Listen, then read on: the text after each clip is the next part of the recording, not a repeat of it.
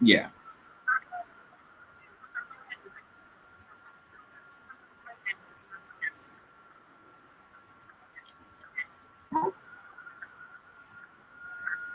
Extend to them. But I feel good and I feel ready. I think we know what's up, and we always have a good time when we talk. So Yes, yes.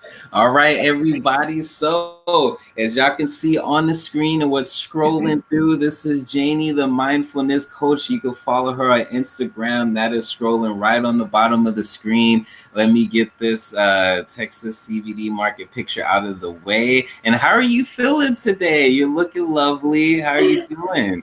I'm doing really well. Thank you for inviting me to be a part of this. This isn't the first time that you and I have, worked together on community events. And so I honor you greatly for being one of the individuals here in San Antonio, but more importantly, on this planet that are using their voice and their talents and gifts to assist civilization to ascend into a higher level of consciousness so we can really live in a world of harmony. But we kind of have to get that together within self first. And you are a disciplined individual in self-awareness and mindfulness and things like this, which is what I'm all about. That's why I love you. And I love that you invited me to do this today. So thank you, everybody who's tuning in. Yes, thank you so much. And to get started, how has this impacted you? And how have you been maneuvering through and processing it? That's an awesome question.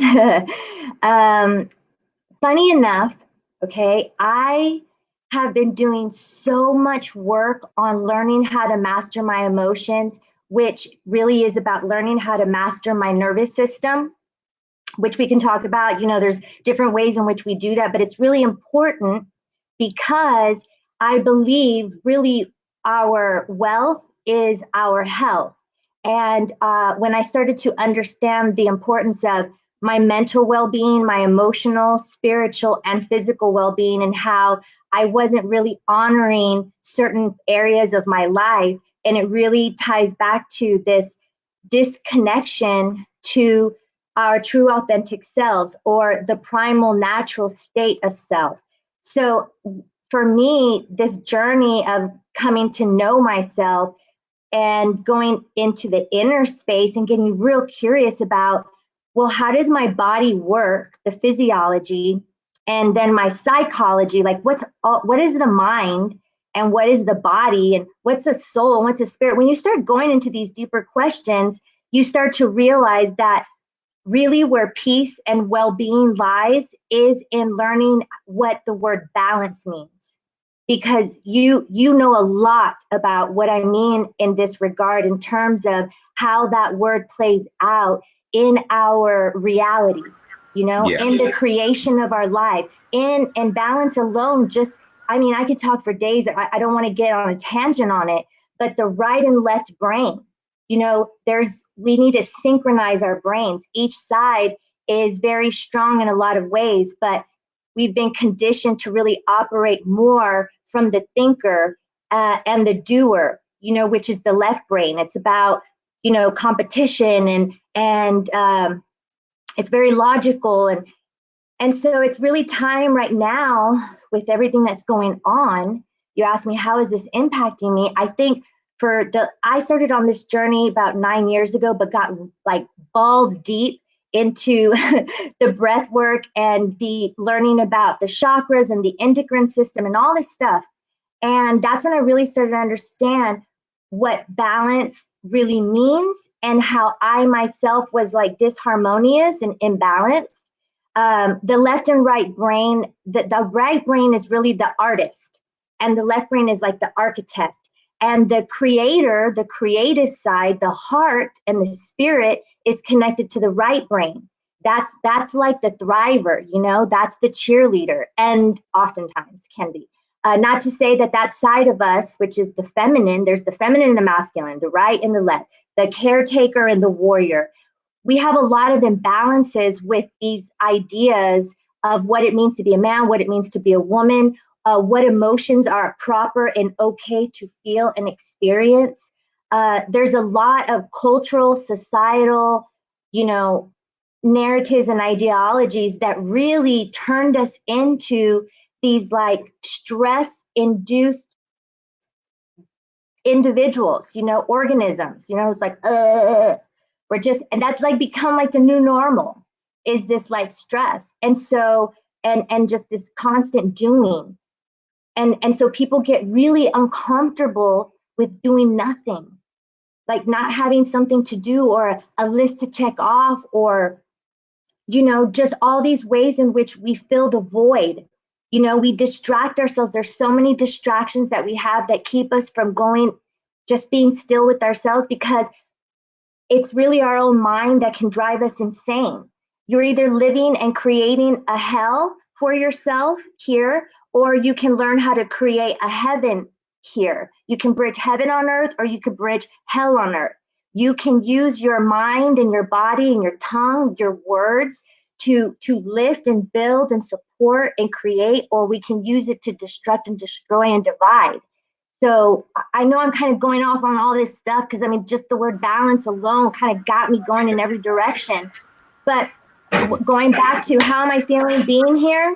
Well, I've also been, I feel okay, because I feel safe. I understand now what can I control and what can I not control.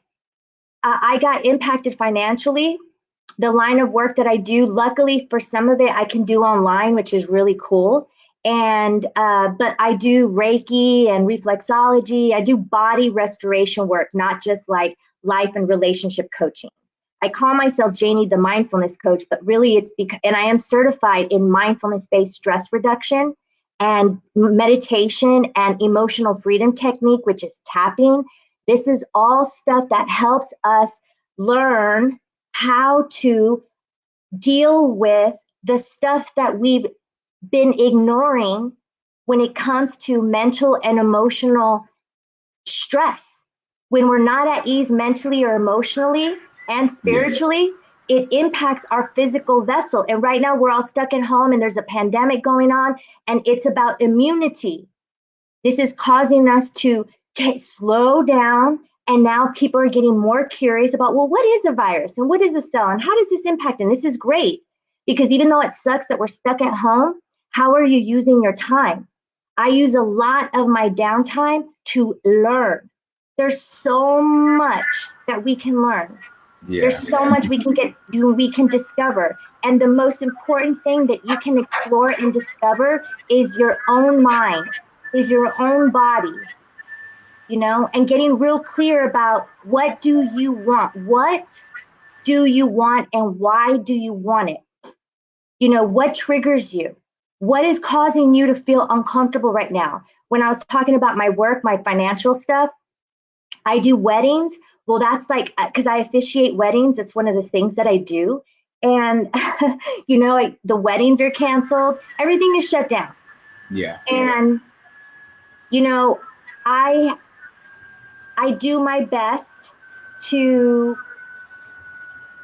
realize the reality of what's going on, but I also know that by me worrying and causing myself, like working myself up in the panic and being a part of the panic, to me, that's not really going to help. So for me, what can I do? Well, some people may frown upon this, but I'm real silly. For me, being playful and being creative and stuff, that's just a part of my lifestyle. So now I'm just getting to do even more of it.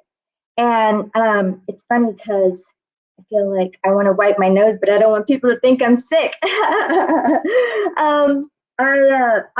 hardly ever wear makeup, and when I put all this mascara and all this stuff, and my eyes get watery, my nose gets watery. That's another thing. I think that's so cool how that can happen, but being playful and playing instruments and singing and dancing, like I'm very kid-like, very childlike by nature, which I think for some people, they really appreciate that about me. Other people, I might annoy them and it might bother them. but I think for us right now to return to the child, especially for those of us that are at home right now with our kids, you're having to connect with your kids in a way you maybe haven't in a while, you know, and it's about going into their world, going into their space. I feel like imagination, we've been disconnected a little bit from our imagination. I don't want to say we've been disconnected. Let me take that back. We have been reckless with our imagination. We've been conditioned to use our gift of imagination, meaning like when we think of a worst case scenario, like right now, I could, if I wanted to, choose to use my mind and put my attention and create an intention to think of all the things that could go like worst case scenario. And once I start thinking that, it's going to make my body, my nervous system is going to literally start to go into fight or flight. This is me using my imagination, thinking, gosh, what if they shut the stores down and then I don't have food? Oh my God, what if they shut the water off? Or what if one of my family members gets sick? Or you know, it's just, we can all go there. And that is a valid thing to consider that might happen. But I'd rather deal with what's going on right now. Like the left brain, by the way, and when it thinks of time, it thinks of the future and the past. But the right brain is about the now. Look at kids. Kids are so just like in the now, and they let stuff go. And I know that that's a good quality to have, but sometimes as an adult, you know, we kind of need to harness in ourselves a little bit. You know, we need a little bit of structure, but they're just like so carefree. And that's one thing that we've all lost, because we're so used to just this like grind. It was almost cool for a while to be like, yeah, I got, how many hours of sleep did you get? I'm on 2. And it's like, what? Well, guess what? I'm on 90 minutes and I'm on 5 Red Bulls and all this. Like, what is this badge of honor? The word restoration, it's a badge of honor. And you know what else too, that I realize is people that are maybe, I'm not saying everybody's thinking this, okay?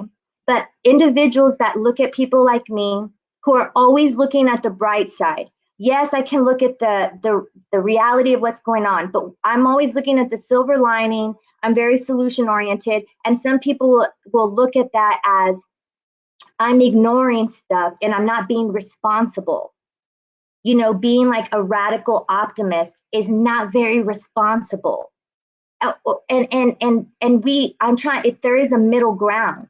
Does that make sense, Kevin? Do you know what I'm talking about? How sometimes people can think that that's not a very responsible thing to not really feed into the fear?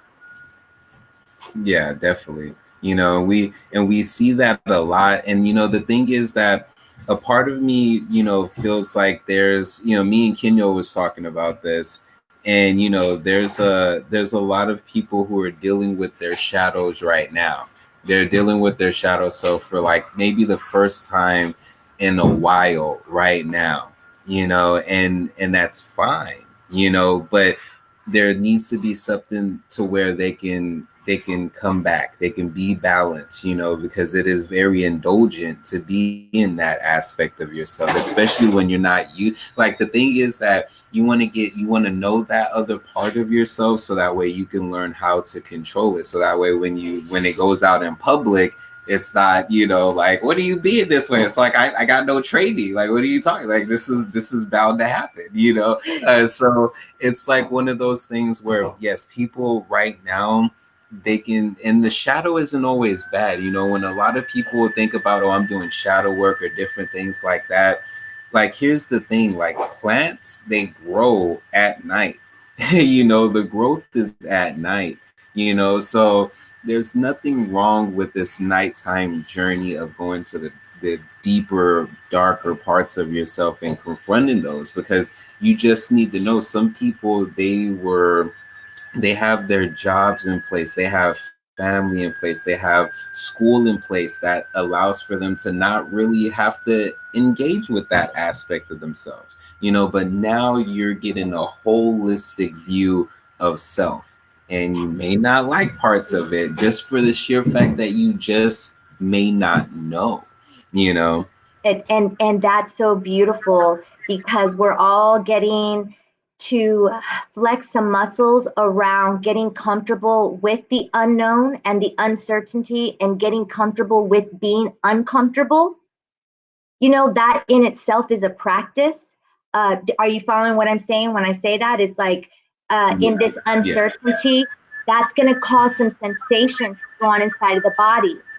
And so we have been, I don't know if I mentioned this earlier, but I feel like we've been disembodied. We've been split from the intelligence of the body. It's like because we've been disconnected from the feelings and we've really been ingrained in the thinking side of self, but not so much the feeling. Feelings can be uncomfortable for people. That's why we have all these cool ways of distracting ourselves to keep us from that. And for some of us, it's like literally numbing out with, let's say, different types of drugs or alcohol, or for some it's sex or food, you know what I mean? Just to not have to deal with it, but it's always there.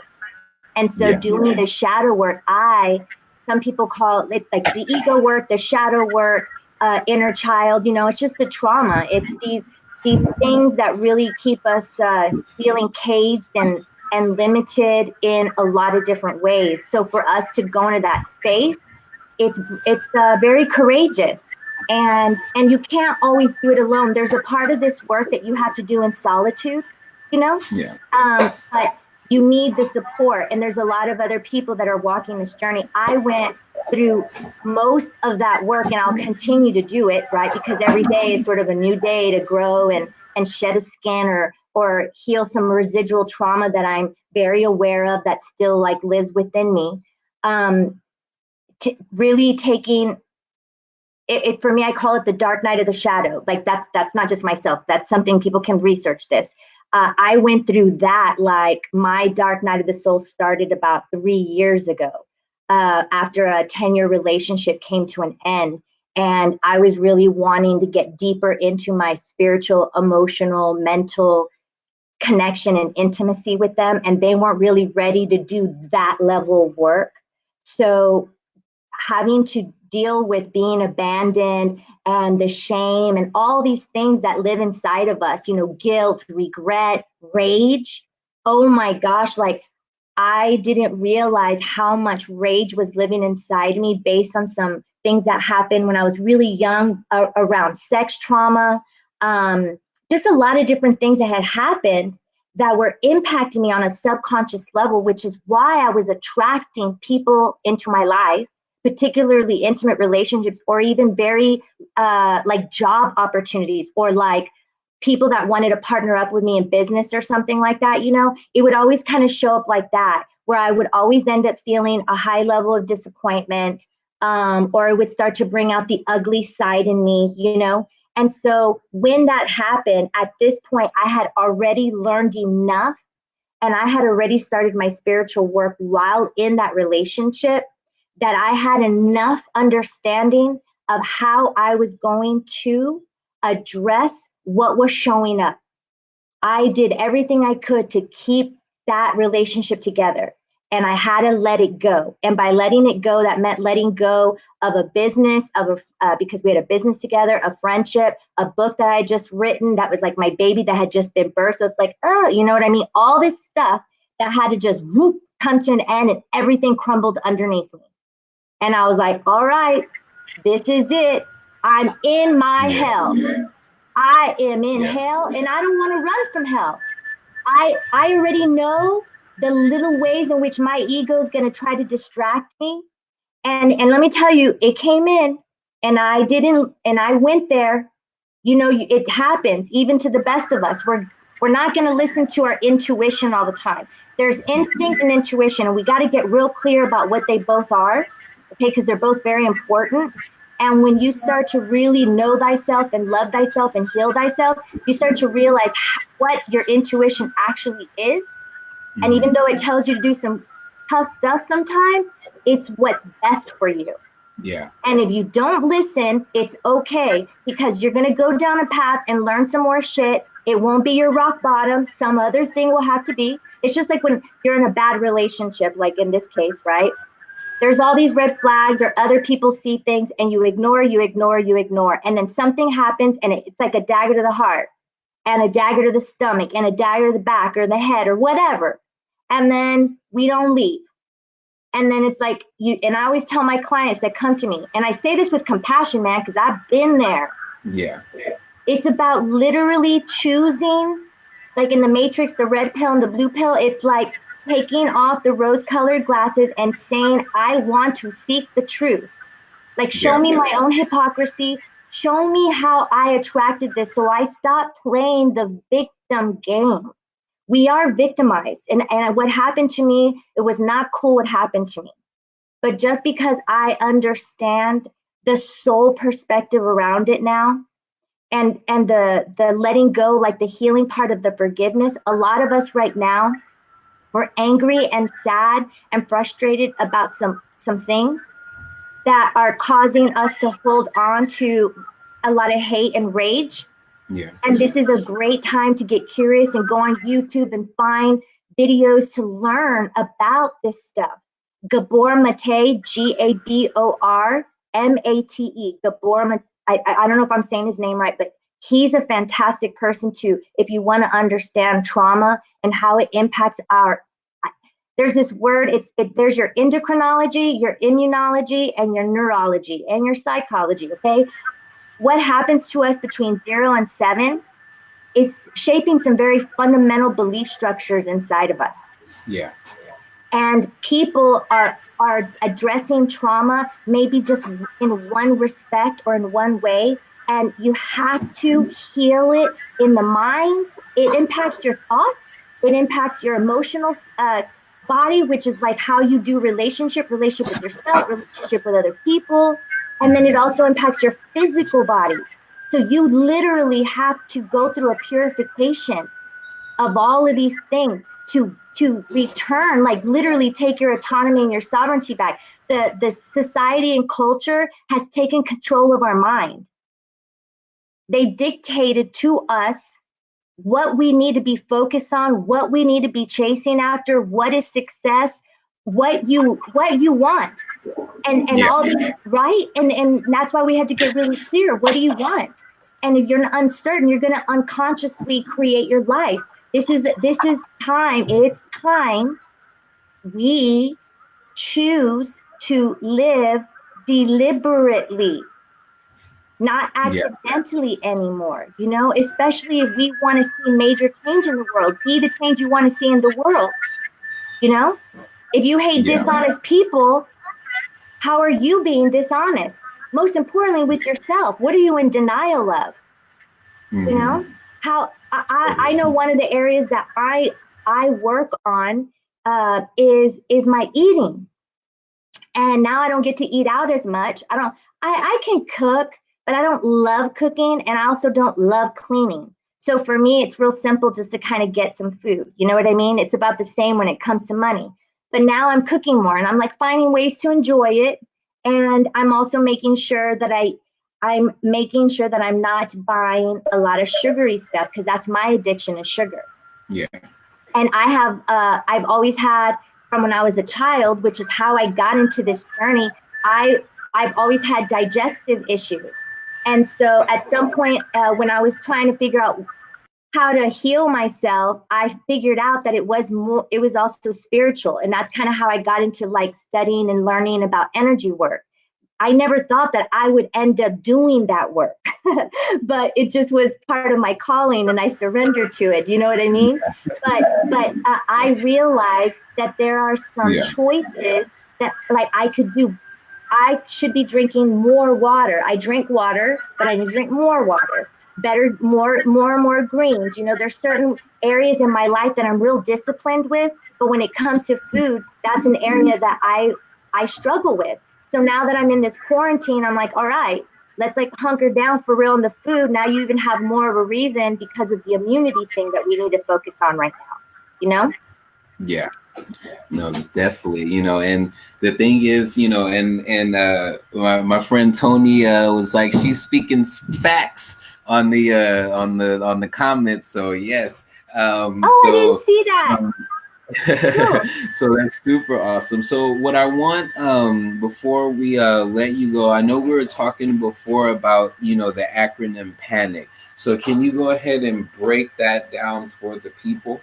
Yes. Okay. So this, funny enough, when a lot of us go through this process of transformation, evolution, getting connected to our intuition, and all this, uh, there is a voice that kind of comes to us, that speaks to us, whatever you want to call that. And the other day, I got this really cool acronym, and for some reason, the way I get information, I call it downloads or whatever, it happens to come in acronym. So panic.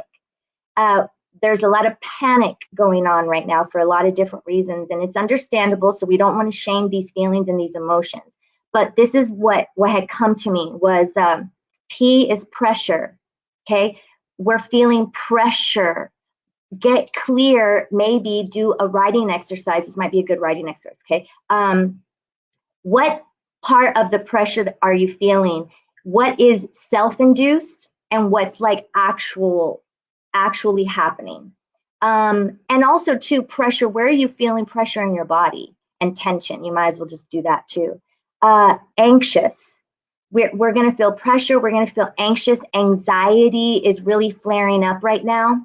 And really what anxiety is it's when we have a buildup of stress, and we don't really start to address it once it's in that stage, it turns into anxiety. And then when we don't really treat our anxiety gives us anxiety, and then we start to have panic attacks.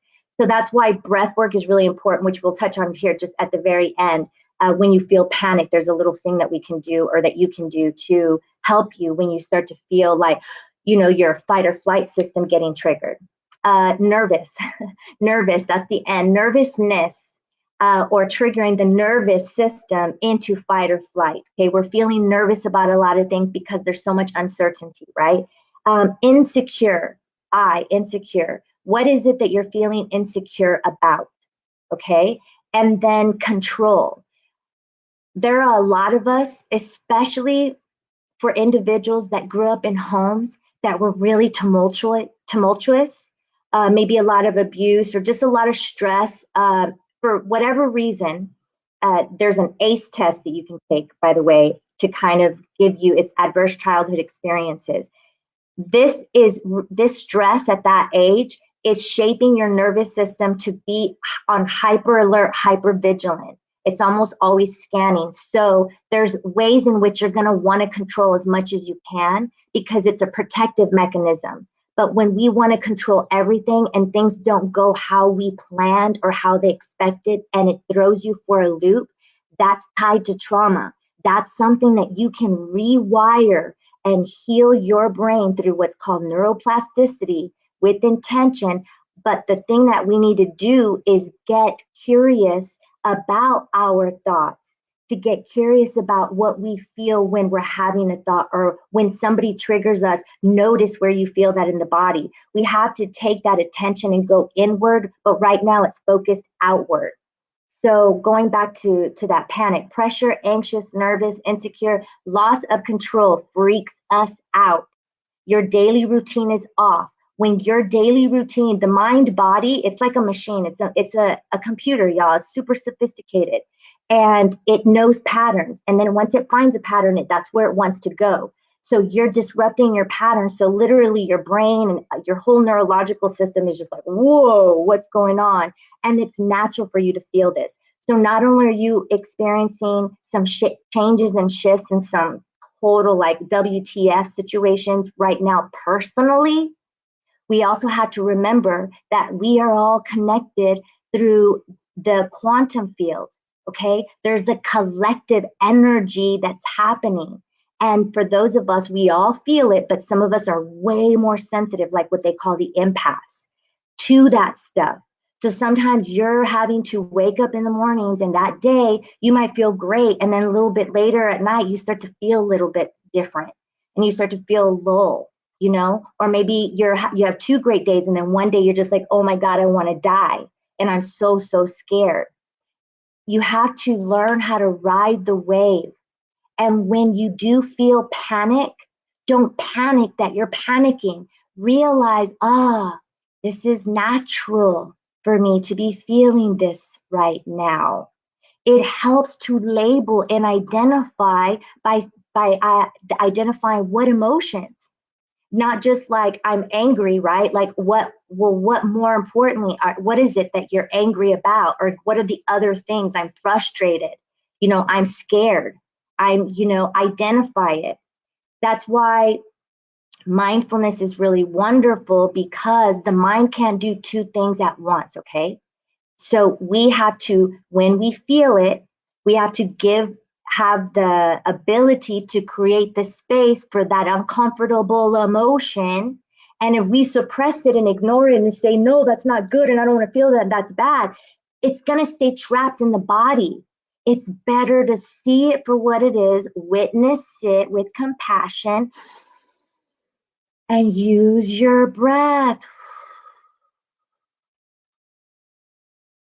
The more breath work you do, the easier it is when you get those major curveballs. You have to flex these muscles in little moments, or even when you're not even being triggered. Just, for me, sometimes it's like when I'm at a red light.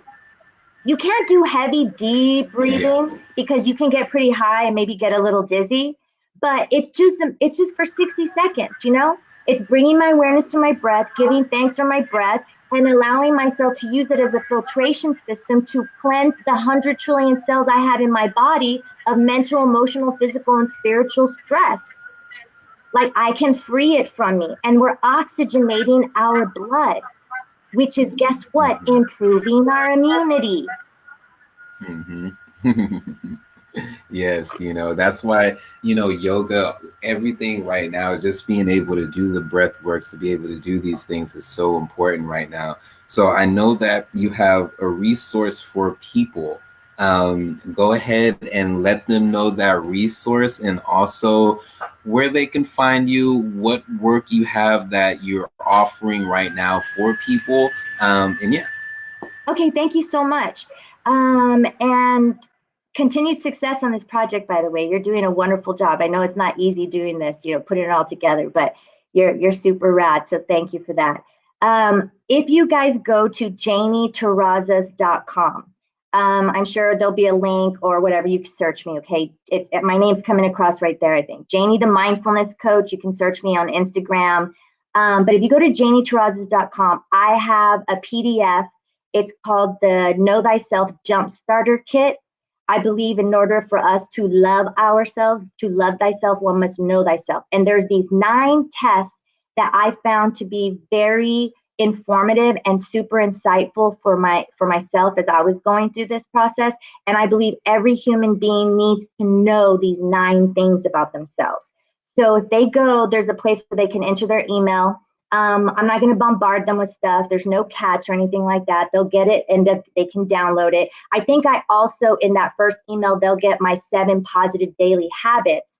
And one of them is breathe and be still for at least 2 minutes a day. And there's little instructions and stuff, but you guys can just research this online, okay? Get curious. That's like my motto, stay curious.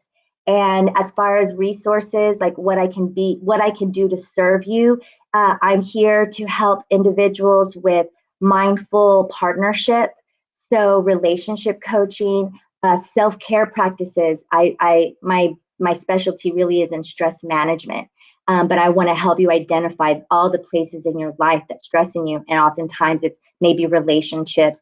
For some, it's parenting. I also do mindful parenting. So I have a lot of great resources. Obviously, we have the internet.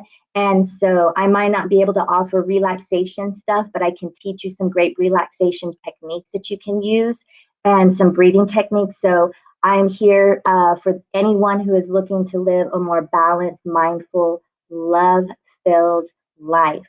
It's all about self-awareness, self-acceptance, self-compassion, self-accountability, so that you can really reach that place of self-illumination.